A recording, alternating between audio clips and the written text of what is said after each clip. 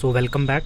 आपका फिर से एक बार स्वागत है it's simply Raghaven YouTube channel में। अरे पता है सब कुछ, तो जल्दी से आ जाओ, फटाफट आज का टॉपिक ख़त्म करते हैं जिसका नाम है व्यतिकरण फ्रिंज की चौड़ाई। फ्रिंज की चौड़ाई पर पहुंचने से पहले एक काम हमें करना ये है।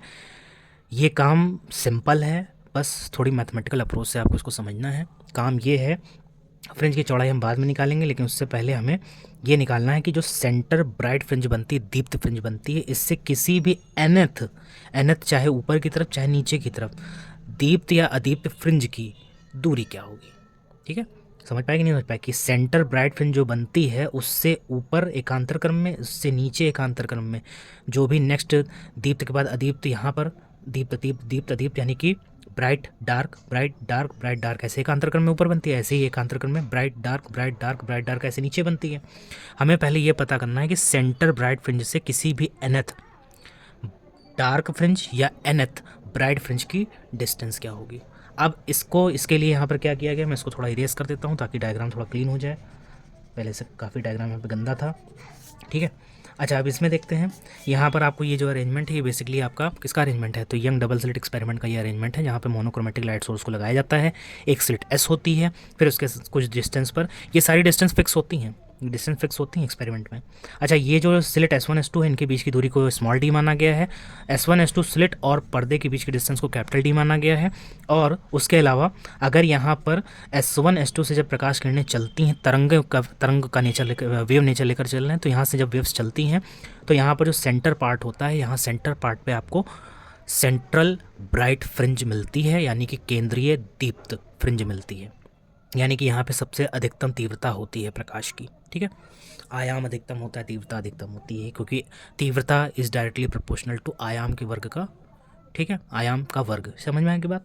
अच्छा, अब यहाँ से अगर हम बात करें, जो आपको सेंटर ब्राइट फ्रिंज मिलती है, दीप्त फ्रिंज मिलती है, इसकी क्रमशः S1 और S2 से दूरी, तो अगर आप यहाँ से एक 20 से परपेंडिकुलर डाल दीजिए और फिर एक लाइन यहाँ से यहाँ डाल दीजिए, यहाँ से एक लाइन यहाँ मतलब ड्रॉ कर दीजिए, मैं डाल बोल रहा हूँ, सॉरी। तो अगर आप यहाँ से ये लाइन, अगर जो आप देख रहे हैं 1 2 3 लाइन ड्रॉ है, ये लाइन यही बता रही हैं कि S1 S2 से जो सेंटर ब्राइट फ्रिंज बनती है, इसकी डिस्टेंस बराबर होती है। अच्छा, अब अगर हमें इसके ऊपर कहीं या इसके नीचे कहीं एनथ दीप्त या अदीप्त फ्रिंज की दूरी चाहिए सेंटर ब्राइट फ्रिंज से, तो कैसे निकालेंगे, तो उसी का ये पूरा मैथमेटिकल अप्रोच है। मैथमेटिकल अप्रोच में बायो वाले बच्चों को थोड़ी प्रॉब्लम हो सकती है, लेकिन मैं चाहूँगा आपको भी दिक्कत ना हो। आप आराम से इस पूरे टॉपिक का स्क्रीनशॉट ले लीजिए और इसको इत्मीनान से बैठ करके देखिएगा। ठीक है, इत्मीनान से बैठ करके देखिएगा, बहुत इंटरेस्टिंग टॉपिक है, बहुत अच्छा टॉपिक है। न्यूमेरिकल इस पर आते हैं। ठीक है, समपोषी विनाशी व्यतिकरण की स्थिति को समझाते हुए फिर उसमें नीचे लिख देगा, न्यूमेरिकल डाल देगा, 5 नंबर में क्वेश्चन आ जाएगा। तो इसलिए आप इसका स्क्रीनशॉट ले लीजिए। मैंने अपना हाथ हटा लिया है, अब आप इसका स्क्रीनशॉट ले लीजिए। ठीक, ले लिया स्क्रीनशॉट, ओके।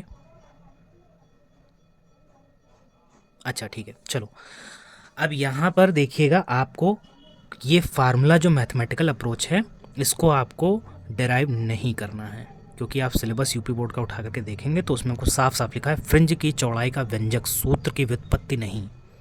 लेकिन फ्रिंज की चौड़ाई पे अभी हम नहीं पहुंचे हैं, अभी हम सेंटर ब्राइट फ्रिंज से केंद्रीय दीप्त फ्रिंज से बाकी सभी दीप्त अदीप्त फ्रिंजों की दूरी के लिए व्यंजक हम प्राप्त करेंगे, और वो किस रूप में होगा, पथांतर के रूप में होगा। अब इसमें देखिए, यहाँ पर अगर ये सेंटर ब्राइट फ्रिंज का तो मैंने बता दिया कि इनकी दूरी क्रमशः S1 S2 से बराबर है, यानी कि पथांतर यहाँ पे 0 होगा। अच्छा, अब यहाँ पर अगर कोई मान लीजिए XN दूरी पर, सेंटर ब्राइट फ्रिंज से XN दूरी पर कोई पॉइंट P है, वहाँ पर कोई फ्रिंज बन रही है। अब दीप्त हो अदीप्त हो वो बात की बात है, वो तो हम बाद में कंडीशन लगा के समझेंगे।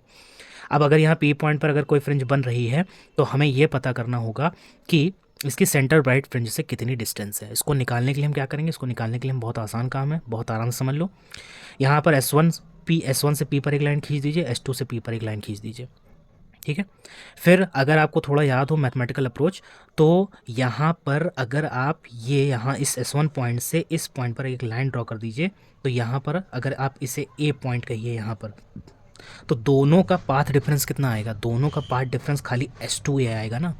अगर आप परपेंडिकुलर ऐसे ड्रॉ कर देते हैं तो यहाँ पर ये पार्ट डिफरेंस, बाकी यहाँ से यहाँ तक की दूरी और यहाँ से यहाँ तक की दूरी बराबर हो जाएगी, तो यहाँ पे जो S2 बचेगा ही तो पार्ट डिफरेंस होगा। तो हम इस पार्ट डिफरेंस को निकालेंगे, लेकिन पार्ट डिफरेंस को, इसके 2 तरीके हैं। एक तो इसमें ट्रायंगल, आप समरूप त्रिभुज का गुण लगा करके आप इसको सॉल्व कर सकते हैं। दूसरा ये जो तरीका दिया है ये आपके लिए बहुत आसान है, इस तरीके से अगर आप इसको सॉल्व करेंगे तो आपके लिए बहुत ईजी पड़ रहेगा। इस तरीके को आप देख लीजिए, आपको बहुत आसान रहेगा। तो अगर यहाँ पर, क्योंकि यहाँ से सेकेंडरी वेवलेट्स निकल के पर्दे पर पहुँचती हैं, तो सेकेंडरी वेवलेट्स जो आपकी पी पे पहुँच रही है S1 से और S2 से। अब यहाँ पर अगर हम इनका पथांतर निकालेंगे तो पथांतर हमें क्या बताएगा, पथांतर हमें क्या बताएगा, आइए देखते हैं। पथांतर का जो सूत्र आएगा, बेसिकली आप इस बड़ी लेंथ S2P में से S1P को आप माइनस कर देंगे, आपको यहाँ पे पथांतर मिल जाएगा। अब इसको निकालने के लिए हम दो ट्राइंगल लेंगे। दो ट्राइंगल में अगर आप देखिए तो पहला ट्राइंगल आपका बन जाएगा S2P और S2P से लेकर के ये आपका पूरा ट्राइंगल, ठीक है। इसमें अगर आप लगाएंगे तो क्या हो जाएगा, कर्ण का स्क्वायर बराबर आधार का स्क्वायर प्लस लंब का स्क्वायर। तो आधार का स्क्वायर का मतलब क्या हो गया, आधार का स्क्वायर का मतलब हो गया आपका d का स्क्वायर, क्योंकि डिस्टेंस d है, और प्लस लंब का स्क्वायर का मतलब यहाँ से यहाँ तक की दूरी xn है और ये डिस्टेंस क्या है, d/2 है, तो xn प्लस d/2 हो जाएगा ये। फिर दूसरा ट्राइंगल कौन सा लोगे, दूसरा ट्राइंगल आपको यही सेंटर ब्राइट फ्रिंज से, क्योंकि हमें व्यंजक प्राप्त करना है, तो आपका दूसरा ट्राइंगल जब आप उठाएंगे तो बेसिकली आप ये देखिए, ये ट्राइंगल आपका जो होगा ये होगा। तो इसमें S1P का स्क्वायर निकालेंगे, S1P का स्क्वायर क्या हो जाएगा, d का स्क्वायर और प्लस ये पूरी लेंथ यहाँ तक है xn में से d/2 निकाल दो तो यही तो बचेगा, तो यही हमें चाहिए। तो ये फार्मूले, ये दो आपके आ जाएंगे, फार्मूले नहीं बल्कि ये सॉल्व करने का तरीका है। यहाँ से आपको S2P माइनस S1P का स्क्वायर मिलेगा और फिर इसको आप सॉल्व करके आपको एक फार्मूला निकालना है। वो फार्मूला क्या है, नेक्स्ट पेज पे देखेंगे। तो ये फार्मूला कुछ आपका आएगा S2P माइनस S1P। अब ये फार्मूला क्यों निकाला गया, क्योंकि यही फार्मूला हमारा मदद करेगा फ्रिंज की चौड़ाई निकालने में। अब S2P minus S1P is equal to आया XN D by capital D। XN क्या है, सेंट्रल ब्राइट फ्रिंज से किसी भी नेक्स्ट फ्रिंज, चाहे ब्राइट हो चाहे डार्क हो, उसकी डिस्टेंस, और स्मॉल d का मतलब है दोनों S1 S2 स्लिट के बीच की डिस्टेंस, कैपिटल D का मतलब है S1 S2 स्लिट से पर्दे की डिस्टेंस। संपोषी व्यतिकरण की कंडीशन लगानी तो पथांतर का उसमें कितना वैल्यू आता है, एन लैम्डा या एम लैम्डा, कुछ भी हो सकता है, बुक टू बुक ये वैल्यू एन एम कुछ भी हो सकती है, एन एम से हमारा कोई इशू नहीं है। तो इस पथांतर को हम एन लैम्डा के बराबर रख करके हमें यहाँ पर ये फार्मूला मिल जाएगा। अब इससे अगर हम बात करें तो आपको इससे क्या मिलेगा, इससे आपको ये मिलेगा कि सेंटर ब्राइट फ्रिंज से किसी भी nth ब्राइट फ्रिंज की डिस्टेंस क्या होगी, सेंटर ब्राइट फ्रिंज से, सेंट्रल ब्राइट फ्रिंज से किसी भी nth ब्राइट फ्रिंज की डिस्टेंस क्या होगी, दीप्त फ्रिंज की दूरी क्या होगी। अब यही तो दूरी थी XN, तो XN में n की वैल्यू कहाँ से स्टार्ट होगी, क्योंकि संपोषी व्यतिकरण है तो ये आपकी 0 1 2 3 से स्टार्ट होगी। तो बस आप यहाँ पर 0 जब रखोगे यहाँ पर, तो 0 रखने का मतलब है जब ये आपका दूरी का फार्मूला आया XN is equal to N D lambda by D. Lambda आपको पता है, लैम्डा आपका तरंग वेव के द्वारा चली गई दूरी होती है, इसको तरंगदैर्ध्य के नाम से जानते हैं। लेकिन अब यहाँ पर अगर आप सेंटर ब्राइट फ्रिंज के लिए रखेंगे तो n इज इक्वल टू 0 हो जाएगा, तो आपको वो तो पता है सेंटर ब्राइट फ्रिंज की सेंटर ब्राइट फ्रिंज से दूरी 0 होगी, तो उसके लिए आपको ये वैल्यू 0 हो जाएगी। फिर 1 रखोगे तो 1 रखने पर यहाँ पे x1 हो जाएगा, n इज इक्वल टू 1 हो जाएगा और डी लैम्डा बाई डी, यानी कि सेंट्रल ब्राइट फ्रिंज से पहली ब्राइट फ्रिंज की डिस्टेंस कितनी आएगी, वो आएगी D lambda by small D. इसी तरह से अगर आप डिस्ट्रक्टिव यानी कि विनाशी व्यतिकरण के लिए बात करेंगे तो यही जो आपका पाथ डिफरेंस का फार्मूला है ये 2n माइनस 1 लैम्डा बाई 2 के बराबर हो जाएगा। यहाँ पे n की वैल्यू कहाँ से स्टार्ट करोगे, 1 2 3 से स्टार्ट करोगे। 1 2 3 से जब आप स्टार्ट करोगे तो इससे आप xn का फार्मूला निकाल लो। xn का फार्मूला कितना आ जाएगा, 2n minus 1 D lambda upon 2d आ जाएगा। फिर से मैं बता दे रहा हूँ, कैपिटल D आपका S1 S2 स्लिट और पर्दे के बीच की दूरी, स्मॉल d आपका दोनों स्लिट के बीच की दूरी, ठीक है। अब अगर आपको सेंट्रल ब्राइट फ्रिंज से nth डार्क फ्रिंज की डिस्टेंस पता करनी है तो आपको पहली डार्क फ्रिंज के लिए आप n इज इक्वल टू 1 रखोगे, तो x1 इज इक्वल टू कितना हो जाएगा, x1 इज इक्वल टू यहाँ पे 2 1 जा 2, 2 माइनस 1 का मतलब 1 आएगा और डी लैम्डा बाई 2d आएगा, यानी कि सेंट्रल ब्राइट फ्रिंज से पहली डार्क फ्रिंज की जो डिस्टेंस होगी वो आपकी डी लैम्डा बाई 2d होगी, ठीक है। ये इसका फार्मूला। अब आते हैं मेन टॉपिक पर। मेन इसमें क्या था, मुझे बताना था फ्रिंज की चौड़ाई। फ्रिंज की चौड़ाई का मतलब क्या है, तो यहाँ पर देखिए आपके सामने पैटर्न बना हुआ है। इस पैटर्न में अगर आप देखिए तो 1 2 3 4 5, 1 2 3 4, ठीक, 1 2 3 4। अब ये इसका मतलब क्या है, जब आपका यंग डबल स्लिट एक्सपेरिमेंट होता है तो इसमें आपको ऐसा ही पैटर्न स्क्रीन पर मिलता है।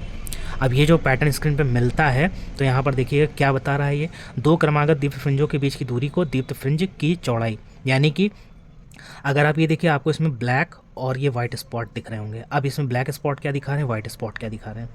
तो अगर आप ये जितने अदीप्त का मतलब क्या होता है, डार्क होता है ना, डार्क का मतलब ब्लैक से है, यानी कि ये आपकी क्या हो जाएंगी, ये आपकी हो जाएंगे अदीप्त फ्रिंज यानी कि डार्क हो जाएंगे। फिर आपको जितना ये वाइट स्पॉट दिख रहा है ये किसको दिखाएगा, दीप्त को, ठीक है, ब्राइट स्पॉट को दिखाएगा, तो ये ब्राइट फ्रिंज हो जाएंगी। और ये आपके जितना ब्लैक वाला दिख रहा है ये आपकी डार्क फ्रिंज हो जाएंगी।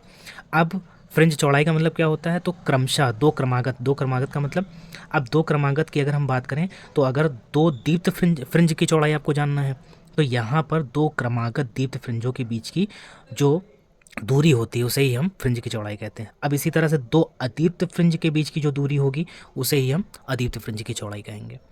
और दोनों का फार्मूला कितना आता है, तो यहाँ पर फ्रिंज चौड़ाई आपको समझ में आ गई होगी। अब दो दीप्त के बीच की दूरी वो दीप्त फ्रिंज की चौड़ाई, दो अदीप्त फ्रिंज के बीच की दूरी वो आपके अदीप्त फ्रिंज की चौड़ाई हो जाएगी। अच्छा, अब यहाँ पर इनके बीच में इसीलिए तो आपको यहाँ पर कलांतर तो आपका संपोषी विनाशी व्यतिकरण समझने में मदद करता है, लेकिन पथांतर आपका बेसिकली यहाँ पर फ्रिंज चौड़ाई का व्यंजक प्राप्त करने में मदद करेगा। देखिए कैसे, यहाँ पर फार्मूला देखिएगा, beta is equal to D lambda by D लिखा हुआ है और बीटा इज इक्वल टू दोनों के लिए डी लैम्डा बाई डी लिखा हुआ है।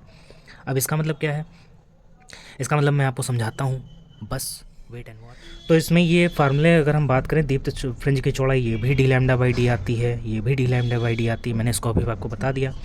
अब आगे इसमें बात करेंगे तो ये कैसे आता है फार्मूला, इसको देखिएगा। तो अगर हम बात करें एनवी दीप्त फ्रिंज की केंद्रीय चमकीली फ्रिंज, अब इसका मतलब क्या है, कोई भी nth दीप्त फ्रिंज यानी कि आपकी जो ब्राइट फ्रिंज है उसकी सेंट्रल ब्राइट फ्रिंज से दूरी का फार्मूला अभी हमने निकाला था, ये देखिए, ठीक वही फार्मूला सेम कॉपी पेस्ट है यहाँ पर।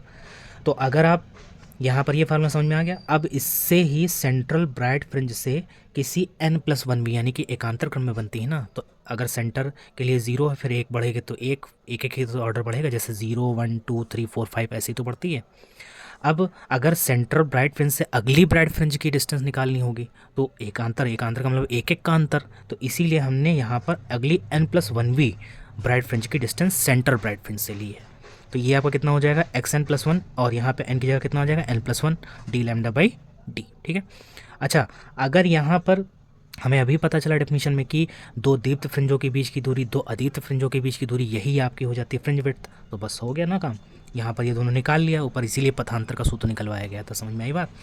अब यहाँ पर आप इस दोनों का क्या डिफरेंस निकाल लीजिए, अगर आप डिफरेंस निकाल लोगे तो बस दोनों के बीच की दूरी अगर आप निकाल लो तो आपका काम हो जाएगा, वही फ्रिंज चौड़ाई हो जाएगी। तो यहाँ पर फ्रिंज चौड़ाई को बीटा से लिखा गया और फिर आप बड़े में से छोटे को माइनस कर दो, तो xn+1 में से xn को माइनस कर दो।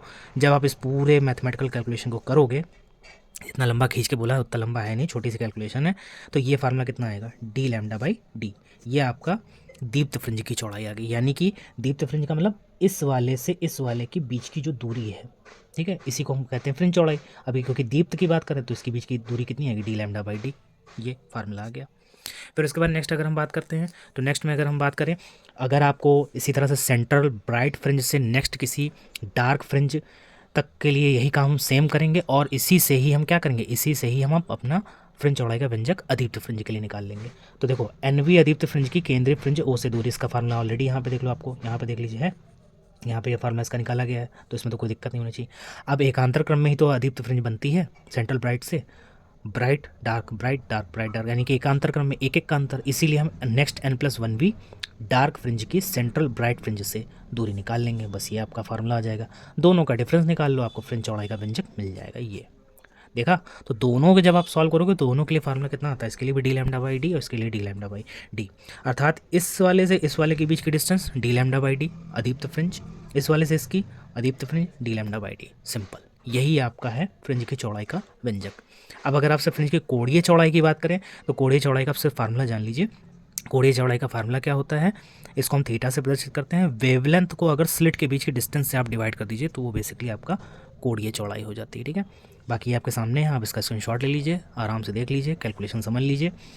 नहीं समझ में आएगी कमेंट बॉक्स में जाकर डाउट लिख दीजिएगा, मैं उसको सॉल्व करके आपको बता दूंगा, ठीक है। और मैं हर एक कमेंट को पढ़ता हूँ, तो इसलिए आप लोग भी प्लीज़ आप लोग भी मेहनत करिए, पढ़ाई करिए, और कोई अपने पास रास्ता नहीं है, ठीक है। कोई सक्सेस का कोई शॉर्टकट नहीं होता, इसलिए हैव अ गुड लक। और इंग्लिश इतनी अच्छी आती नहीं, और कॉन्सेप्ट बताने का 100% कोशिश करते हैं कि आपको अच्छा समझ में आ जाए, और इस पर बेस्ड आपको न्यूमेरिकल मिलेंगे, इस पर फ्रिंज चौड़ाई या पथांतर, इस पर बेस्ड आपको न्यूमेरिकल मिलते हैं जो आपके नेक्स्ट वीडियो में आ रहे हैं। तब तक के लिए ये चैप्टर फ़िलहाल मेरी तरफ से पूर्णतया ख़त्म। आपका इंटरफेरेंस जो चैप्टर है यहाँ पे ख़त्म हो चुका है, इसके बाद का कोई टॉपिक इस चैप्टर में नहीं है, सीधे विवर्तन और ध्रुवण बस, और एक आपका लास्ट में सेमीकंडक्टर, ठीक। चलो मिलते हैं नेक्स्ट वीडियो में, बाय एंड टेक केयर, ध्यान रखो, पढ़ाई करो।